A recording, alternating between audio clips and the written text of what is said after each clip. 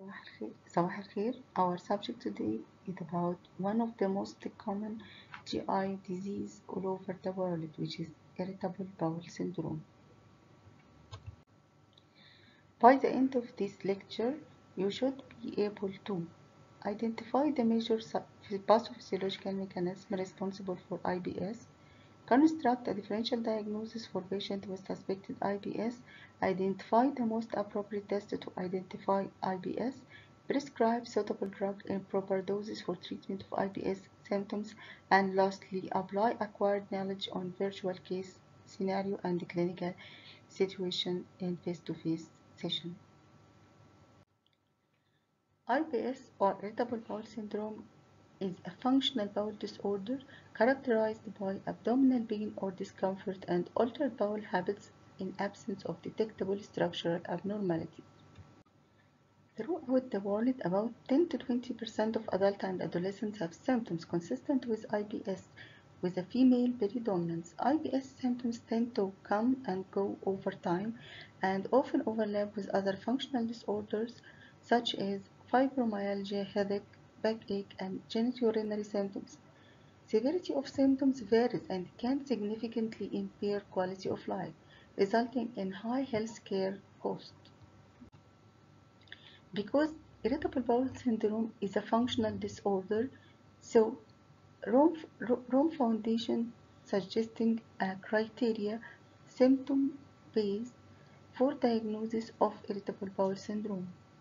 These criteria include recurrent abdominal pain or discomfort at least 3 days per month in the last 3 months associated with 2 or more of the following: improvement with defecation, onset associated with a change in frequency of stool, onset associated with a change in form or appearance of stool. There is a supportive symptoms that are not part of diagnostic criteria include defecation straining, urgency or feeling of incomplete bowel movement, passing mucus and bloating. According to the current IBS diagnostic criteria, abdominal pain or discomfort is a prerequisite clinical features of IBS. Abdominal pain abdominal pain in IBS is highly variable in intensity and location. It is frequently episodic and crampy, but it may be superimposed on a background of constant ache. Pain may be mild enough to be ignored, or it may interfere with daily activities. Remember, abdominal pain is almost uniformly present only during working hour. Pain is often exacerbated by eating or emotional stress. Alteration in bowel habits is one of the most consistent clinical features in IBS. The most common pattern is constipation alternating with diarrhea, usually with one of these symptoms predominating. At first, constipation may be episodic, but eventually it becomes continuous and increasingly intractable to treatment with laxatives. Stools are characterized by being hard with a narrow caliber, possibly reflecting excessive dehydration caused by prolonged chronic retention and spasm.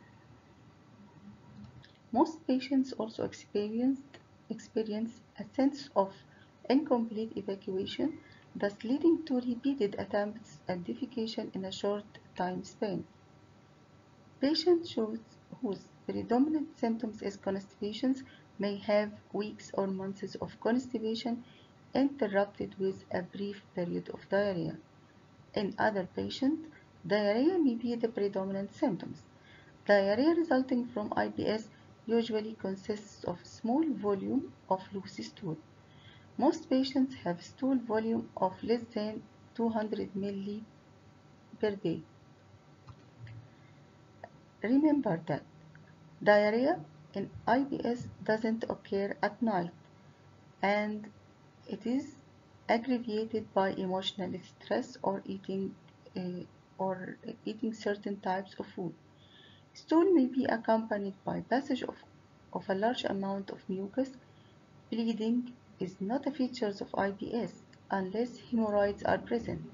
and malabsorption or weight loss doesn't occur in IBS.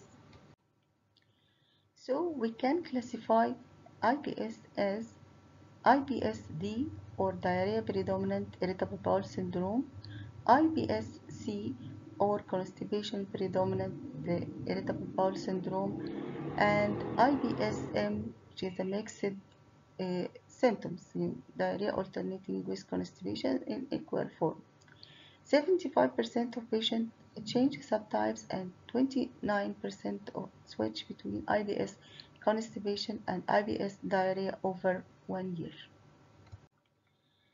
Most patients with IBS frequently complain of abdominal distension and increased belching or flatulence, all of which they may be attributed to increased gases, but some studies found that no actual increase in gas amount. Most IBS patients have impaired transient and tolerance of intestinal gas load. In addition, patients with IBS tend to reflux gas from the distal to the more proximal intestine, which may explain the belching. In addition, some patients with bloating may also experience visible distension with increase in abdominal girth. Both symptoms are more common among female patients. Between 25 to 50% of patients with IBS complain of dyspepsia, heartburn, nausea, and vomiting. Prolonged ambulatory recording of small bowel motility in patients with IBS show a high incidence of abnormalities in the small bowel during the diurnal or walking period. This suggests that other areas of the gut apart from the colon may be involved. Thus, it is conceivable that functional dyspepsia and IBS are two manifestations of a single, more extensive digestive system disorder. Furthermore, IBS symptoms are prevalent in non-cardiac chest pain patients, suggesting overlap with other functional gut disorders. The pathogenesis of IBS is poorly understood, but symptoms may be explained by either gastrointestinal motor abnormalities, visceral hypersensitivity, central neural dysfunction, abnormal psychological features, or infection. A lot of studies were done to prove the role of motor abnormalities in pathogenesis of IBS, some of which found that colonic myoelectrical and motor activity are more prominent under stimulated condition in IBS. Others show that patients with IBS may exhibit increased rectosigmoid motor activity for up to 3 hours after eating. Similarly, inflation of rectal balloons both in IBS diarrhea and IBS constipation patients lead to marked and prolonged feeling of distension. IBS patients frequently show exaggerated sensory response to visceral stimulation. The mechanisms responsible for visceral hypersensitivity are still under investigation. It may be due to increased end organ sensitivity with recruitment of silent nociceptors or spinal hyperexcitability with activation of nitric oxide and possibly other neurotransmitters, endogenous cortical and brainstem modulation of caudal nociceptor transmission, and over time the possible development of long-term hyperalgesia due to development of neuroplasticity resulting in permanent or semi-permanent changes in neural response to chronic or recurrent visceral stimulation. The role of CNS factors in the pathogenesis of IBS is strongly suggested by clinical association of emotional disorder and distress with symptoms, exacerbation, and the therapeutic response to therapies that act on cerebral cortical side. Functional brain imaging such as MRI showing that in response to distal colonic stimulation, the mid-cingulate cortex, which is responsible for attention process and response selection, show great activation in patients with IBS, together with modulation of this region by medication or uh, other therapy like hypnotherapy is associated with the changes in the subjective unpleasantness of pain. Abnormal psychiatric features are recorded in up to 80% of IBS patients. However, no single psychiatric diagnosis predominates. About a third of IBS patients experienced an acute gastroenteritis-like illness at the onset of their chronic IBS symptomatology. Risk factors for developing post-infectious IBS include prolonged duration of initial illness, toxicity of infected bacterial strain, smoking, mucosal markers of inflammation, female gender, depression, hypochondriasis, and adverse life events in the preceding 3 months. The microbes involved in the initial infection are Campylobacter, Salmonella, and Shigella. Some patients with IBS display persistent signs of low-grade mucosal inflammation with activated lymphocyte, mast cell, and enhanced expression of pro-inflammatory cytokine. These abnormalities may contribute to abnormal epithelial secretion and visceral hypersensitivity. This abnormal epithelial secretion may lead to excess mucus secretion in IBS patients. A number of studies found significant difference between the molecular profile of the fecal microbiota of IBS patients compared with that of the healthy subject. Several bacterial genera with lactobacillus sequence appear to be absent from IBS, and colin, uh, Collinsella sequence were greatly reduced in this group of patients. The serotonin containing enterochromaffin cells in the colon and postprandial plasma 5-HT are increased in subset of IBS diarrhea predominant patients. Since serotonin plays an important role in the regulation of GI motility and visceral perception, the increased release of serotonin may contribute to the postprandial symptoms of these patients.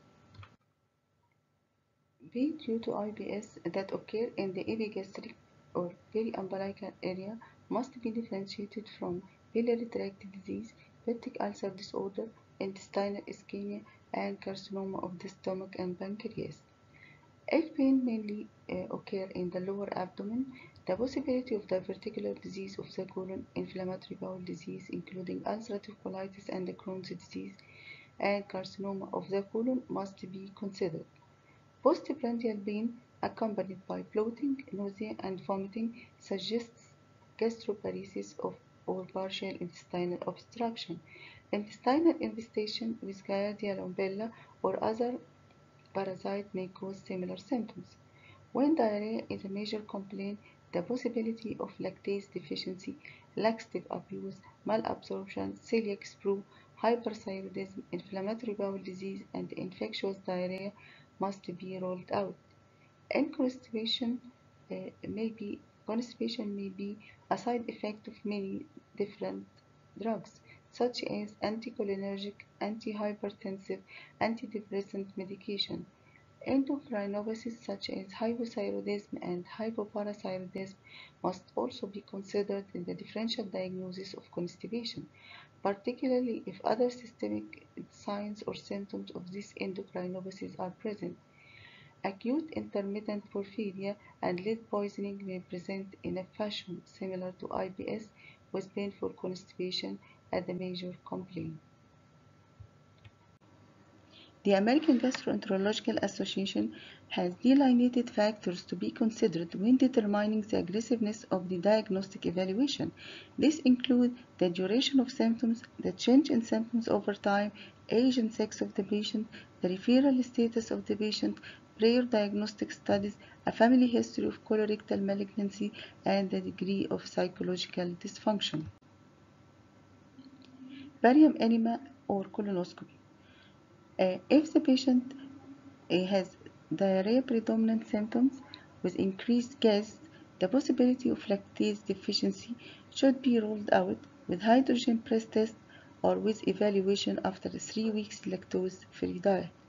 Some patients with diarrhea predominant IBS may have undiagnosed celiac sprue. So decision for serological study for celiac sprue in patients with IBS diarrhea predominant has an acceptable cost when the prevalence of celiac sprue is more than 1% and a dominant strategy when the prevalence is more than 8%. Also, upper GI radiographs or endoscopy should be considered in patients with concurrent symptoms of dyspepsia. Ultrasound of the gallbladder in patients with postprandial right upper quadrant pain to exclude gallbladder stone or cholecystitis. Laboratory features that urge against IBS include evidence of anemia, elevated sedimentation rate, presence of leukocytes or blood in stool, and stool volume more than 200 to 300 ml per day. Treatment of IBS. First, non-pharmacological therapy, including patient counseling and dietary alterations, reassurance and careful explanation of the functional nature of the disorder and of how to avoid obvious food precipitants are important first step in patient counseling and dietary changes.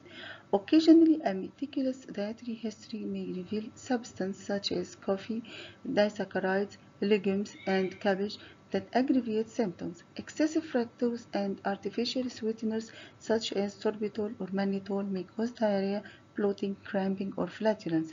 As a therapeutic trial, patients should be encouraged to eliminate any foodstuff that appear to produce symptoms. However, patients should avoid nutritionally depleted diet. Patients with IBS diarrhea report symptoms improvement after initiating a low carbohydrate diet. A stool bulking agent like high fiber diets and bulking agents such as bran or hydrophilic colloid are frequently used in treating IBS. Fiber also speeds up colonic transit in most persons. In diarrhea-prone patients whose colonic transit is faster than average. However, dietary fiber can delay transit. Anticholinergic drugs inhibit the gastrocolic reflex, so postprandial pain is best managed by giving these types of drugs. The best time is to give this drug 13 minutes before meals.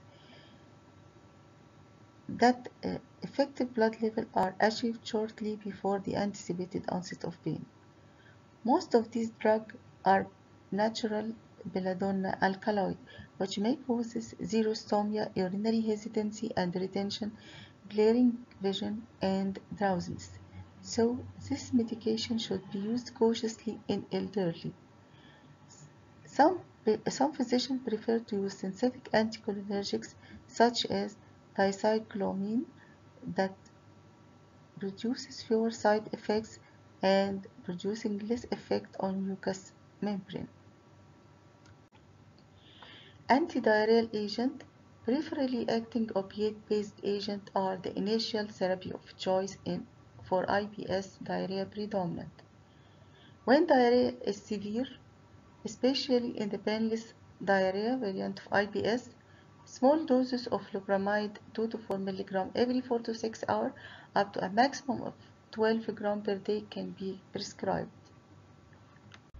Antidepressant drugs. In addition to their mood elevating effect, the tricyclic antidepressant imipramine has a motor inhibitory effect and may alter visceral afferent neural function.